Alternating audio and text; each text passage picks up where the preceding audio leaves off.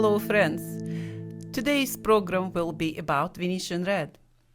Before we will talk about this color, we would like to show you our three bestsellers red ochres for natural pigments.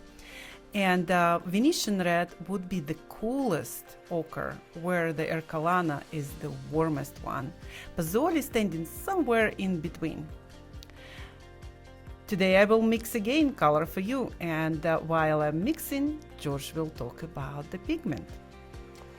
Venetian Red is a red ochre, but the name didn't enter into the English lexicon until about the 18th century. But it doesn't mean that Venetian Red wasn't in artists' palettes before that time. In fact, there is a quarry outside of Venice that produces a red ochre. Our Venetian Red, however, does also come from not the same quarry, but from a quarry in Veneto region of Italy. Venetian Red is a red ochre, which means that it is a natural red iron oxide with a calcium sulfate or gypsum component as part of its natural mineral makeup. So Venetian Red doesn't take much oil, and through many notes what we will have for you, you will understand very quickly what colors are taking more oils than others. It's very easy to grind. It's the Venetian Red has bigger particles, not as big as our French colors, but you see when you grinding, the color is developing, and although it's looking very orangey here, later we will find out how it's actually cool color compared to, like I show you already, Ercolana Red and Pazzoli Red. Now we want to show you then exactly the same pigment if you decided to make for yourself. That would be like this. And that's how color will look from the tube. And you will see then the color a little bit more developed, more grinding. It's a little bit smoother paste, Yes. obviously because it's ground on steel mills. Yes, and you still will see on this one, still the particles, because I didn't grind enough. But it's still good color already to use. Here we note it is color index PR102, which is a natural red iron oxide. And you can see the Munsell notation there for you. You see a little bit separation. Almost all our red ochres will have that. And it's due to the color, to the pigments, because we don't put any additives. And unfortunately, when colors are staying in tubes sometime, so they separate once in a while. So now we want to show you mixture. So on the left side will be mixture with lead white. And I will take probably like 1 part of the lead white to 2 parts of the red ochre. And you can see how beautiful orangey pinky color it is, and so it's not overpowering because lead white is warm white. And now 1 to 1, and you still see how easy mixing. Looks like a very salmon color in lead white. Yes. And what we're going to see is really a difference with titanium white. And then you can, of course, achieve by mixing the two whites together, you can get different results. Here you can see it becomes colder because titanium white is a bluish white. It's much colder. And here's 1 part of white, titanium white, to 2 parts of Venetian Red. And here's 1 to 1. And compare, look on left side, how much more color there, and titanium just completely overpower the Venetian Red.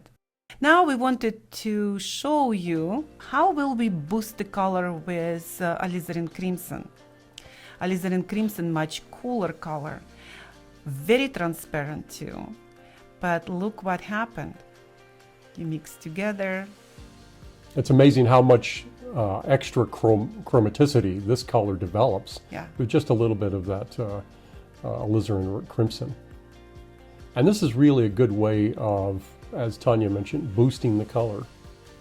By the way, this is also a historical hue known as Tuscan red, and we make that as a separate oil color. One of the few historical hues that we do make, or most of our oil colors are simply single color pigments. And remember, we already started talk about light fastness, and so many of you call us and write about alizarin creams. And yes, it is light fastness number 3, but mixing with red iron oxide make a big difference. And look at that pink right now. So that's what we were talking about. Ercolana will not be the same way. This is really a great substitute for vermilion. That is. It has much of the same undertones, although not as intense chromatically in the mass tone, but much of the same there.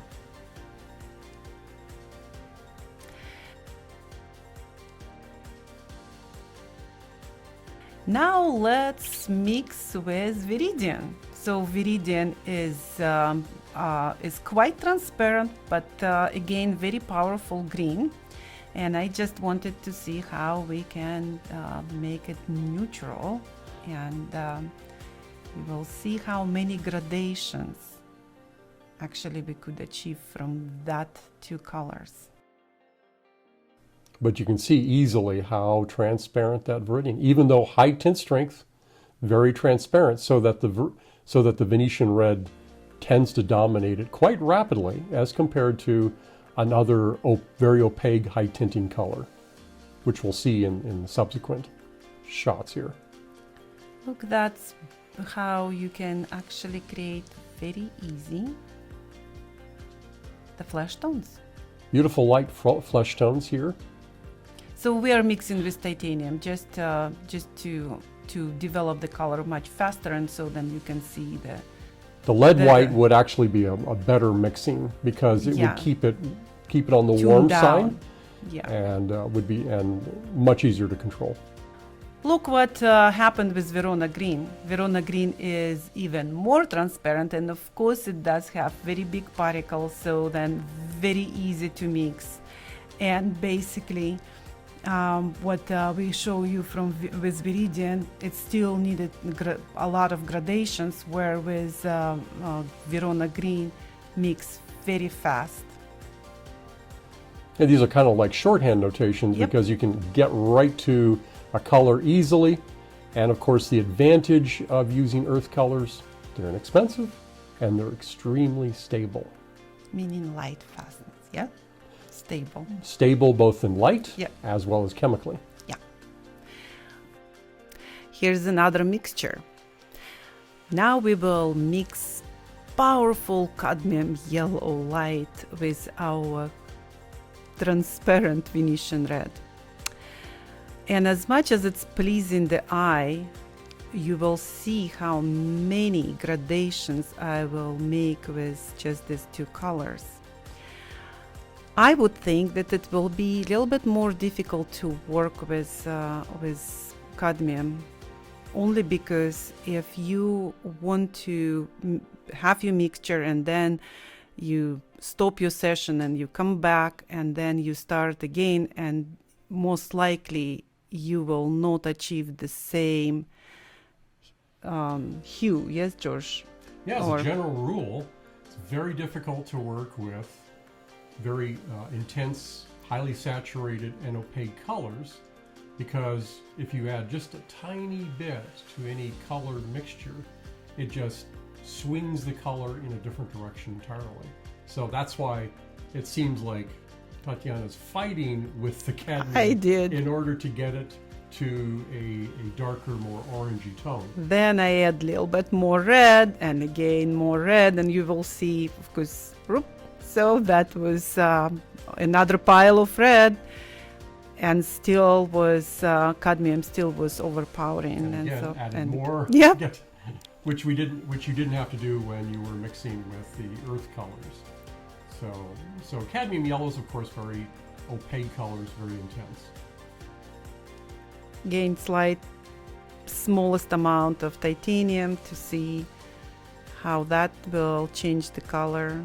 And this is pure titanium, by the way. So we don't add any filler in it, so it's full strength. And it is admittedly a little bit difficult to work with. Now let's mix with our blue rich yellow ochre. So we have on natural pigments, we have 9 yellow ochres, and of course all of them absolutely different. So then please investigate, but for now we are showing today yellow ochre. Blue rich yellow ochre, it's most opaque among all of them, and so but even that you can see how easy the mixtures are, so like immediately. And it has the finest particle size of all of our yellow ochres also. Yeah. Lemon ochre is the most transparent of, Yes. our yellow ochres.